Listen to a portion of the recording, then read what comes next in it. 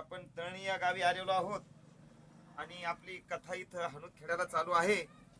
महाराजांनी आम्हाला आहेर घेण्यासाठी पाठवलं बघा. हे आहेर घेतला दादा. हे 2 जोडे आहेत का? दोन जोड. वा वा.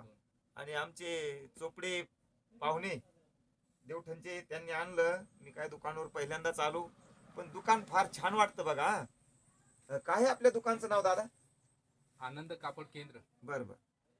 आनंद कापड केंद्र नाव असं. सांगा आपलं. आणि आपलं नाव काय? अरविंद भावसा. वा वा.